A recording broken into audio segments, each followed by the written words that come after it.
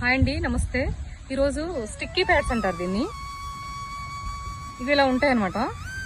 వెనకాల ఇట్లా 2 ఇస్తారు ప్యాడ్స్. ఇవి ఉంటాయి, వీళ్ళకి తీసేయాలి. లోపల చాలా గమ్ ఉంటుంది. వాళ్ళు ముందే గమ్ ప్రిపేర్ చేసి ఇస్తారు. ఇవి ఇట్లా 2 వైపులు ఉంటుంది.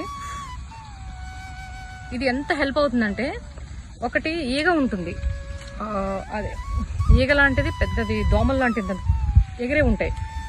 బీరకాయలకి చాలా డ్యామేజ్ చేస్తుంది. ఇట్లా బీరకాయల మీద వాలి జస్ట్ ఇలా నాట్ చేసి వెళ్ళిపోతుంది, కాయ అంతా కుళ్ళిపోతుంది. ఒకరోజు నాట్ చేసిన వెంటనే కోస్తే పనికొస్తుంది. 2-3 రోజులు వదిలేస్తే మొత్తం కాయ కుళ్ళిపోతుందండి. అది దాని స్పెషాలిటీ. ఒక పెస్ట్ అనమాట. మనకి చాలా రకాల పెస్ట్ ఉంటాయండి. కంట్రోల్ చేయలేక ఇన్ని రకాల మందులు సృష్టించేశారు, కానీ అవసరం లేదు. ప్రతి దానికి సొల్యూషన్ ఉంటుంది. కాకపోతే ఇలా చాలా కష్టపడి కేర్ తీసుకోవాలి. ఇలాంటి స్టిక్కీ ప్యాడ్స్ ఒక 20 పెట్టాలి. హాఫ్ ఎకరానికి 20.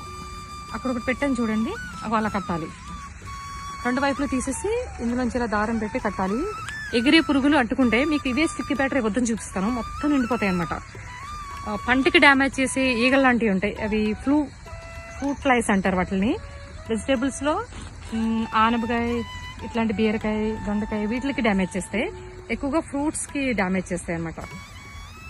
మనం ఇలా ఫాలో అవడం వల్ల కొంతవరకు పెస్ట్ కంట్రోల్ చేస్తాము. ఇది అన్నిటికీ సొల్యూషన్ కాదు, కొంతవరకునే. ఇంకా పెస్ట్ కంట్రోల్కి ఇంకా చాలా సొల్యూషన్ చేస్తాం అనమాట. దాంట్లో మొత్తం 10 రకాల సొల్యూషన్స్ ఉంటాయి. అందులో ఇది ఒకటి. ఓకేనండి. Red button